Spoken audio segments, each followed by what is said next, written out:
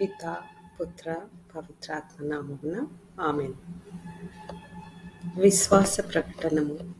యేసువా, మీ మరణమును ప్రకటించెదము, మీ ఉత్థానమును చాటెదము. మీరు మరలా వచ్చి వరకు వేచియుందుము. త్రిత్వైక సర్వేశ్వరుడు మన జీవితంలో చేసిన సకల మేలులకు వారికి వందనములు అర్పిద్దాం. అబ్బా తండ్రి, హల్లెలూయా స్తోత్రము. ప్రేమగల తండ్రి, హల్లెలూయా స్తోత్రము. నిత్యుడవగు తండ్రి, హల్లెలూయా స్తోత్రము. పరలోకపు తండ్రి, హల్లెలూయా స్తోత్రము. యేసు సుందర నామమునకు హల్లెలూయా స్తోత్రము. దేవుని వాక్కు అను నామమునకు హల్లెలూయా స్తోత్రము. యేసు ఘనమైన నామమునకు హల్లెలూయా స్తోత్రము. యేసు మధుర నామమునకు హల్లెలూయా స్తోత్రము. పవిత్రాత్మ దేవా, హల్లెలూయా స్తోత్రము. సత్యస్వరూపియగు ఆత్మ, హల్లెలూయా స్తోత్రము. కరుణ నొందించు ఆత్మ, హల్లెలూయా స్తోత్రము. మహిమ స్వరూపి అయిన ఆత్మ, హల్లెలూయా స్తోత్రము. ఈరోజు దేవుని వాక్యము మార్కు సువార్త నుండి 4వ అధ్యాయము వచనములు 1 నుండి 20 వరకు. యేసు మరలా గలిలయ సరస్సు తీరమున బోధింపనారంభించెను. జనులు గుంపులు గుంపులుగా ఆయన యొద్దకు వచ్చుట వలన ఆయన ఒక పడవనెక్కి కూర్చుండెను. జనసమూహము సరస్సు ఒడ్డున ఉండెను. ఆయన వారికి అనేక విషయములు ఉపమానములతో ఇట్లు బోధించెను. వినుడి, విత్తువాడు ఒకడు విత్తనములు వెదజల్లుటకు బయలుదేరెను. అట్లు వెదజల్లుచుండగా కొన్ని విత్తనములు త్రోవ పక్కన పడెను. అప్పుడు పక్షులు వచ్చి వానిని తినివేసెను. మరికొన్ని చాలినంత మట్టి లేని రాతి నేలపై పడెను.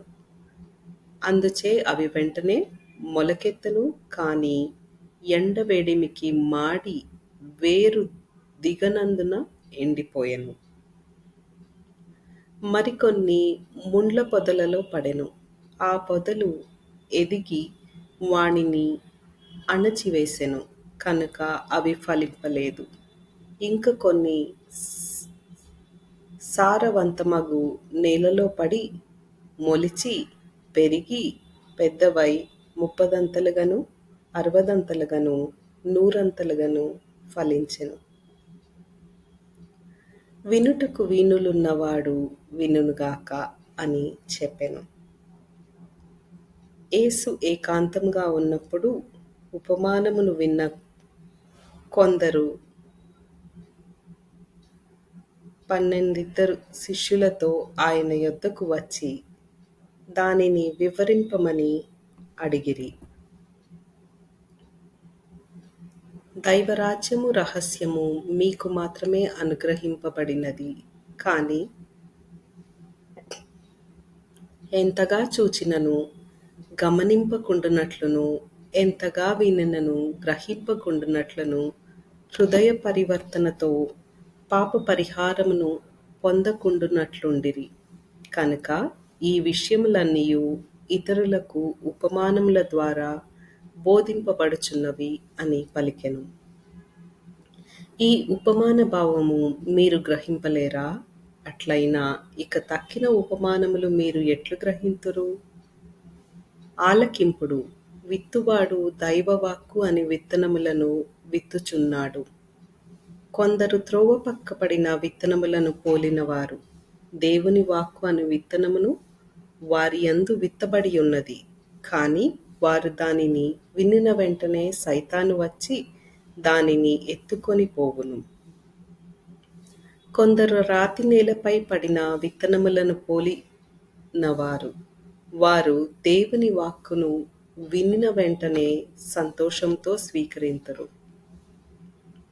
కాని వారిలో వేరు లేనందున వారు కొలది కాలము మాత్రమే నిలుతురు.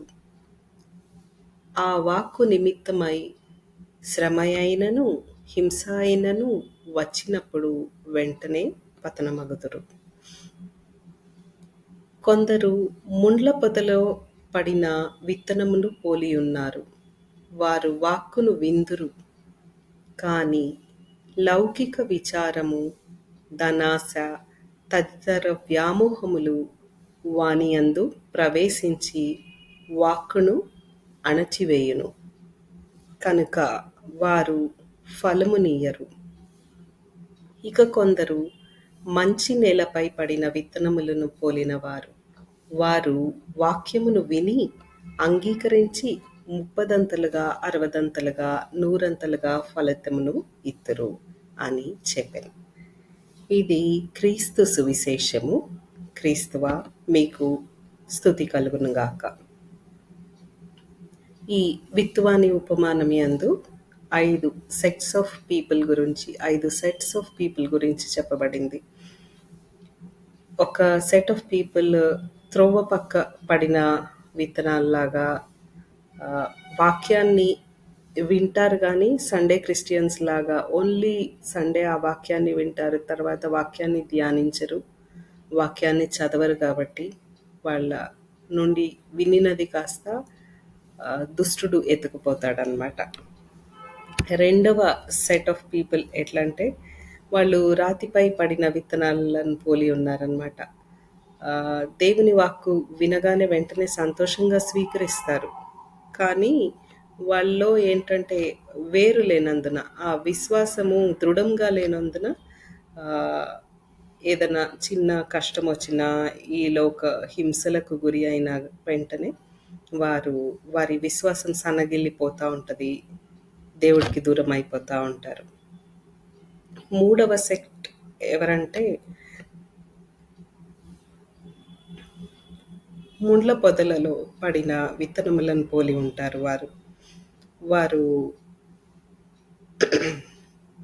వాక్కును వింటారు, కానీ ఈ లోక విచారాలకి, లోక వ్యామోహాలకి, డబ్బు ధనము ఇలాంటి వాటికి వ్యామోహంలో చిక్కిపోతూ ఉంటారనమాట. అది next set of people. And other set of people, good set of people ఎవరంటే వాక్యాన్ని వినటమే కాదు, అంగీకరిస్తారు ఆ వాక్యాన్ని, విశ్వాసం కలిగి ఆ వాక్యాన్ని పాటిస్తారు కూడా.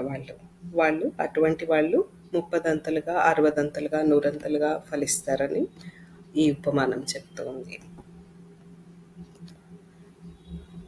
ఈరోజు దేవుని వాగ్దానము, నేను విచారంలో చిక్కుకొనిన చో నీవు నన్ను ఓదార్చి సంతోష చిత్తుని చేయుదువు.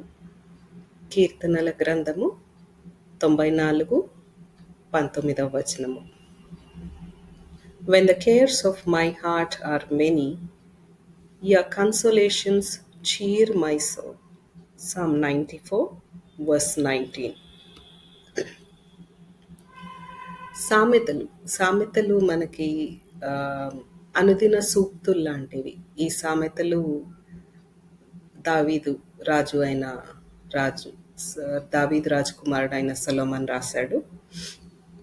సో 1వ అధ్యాయము 7 నుండి 9 వచనాలు మన అనుదిన సూక్తుల కింద చదువుకుందాం. దేవుని పట్ల భయభక్తులు కలిగి యుండుటయే విజ్ఞానమునకు మొదటి మెట్టు. కానీ మూఢులు విజ్ఞానోపదేశములను లెక్క చేయరు. కుమారా, నీ తండ్రి ఉపదేశమును ఆలించుము, నీ తల్లి బోధను అనాదరము చేయకుము.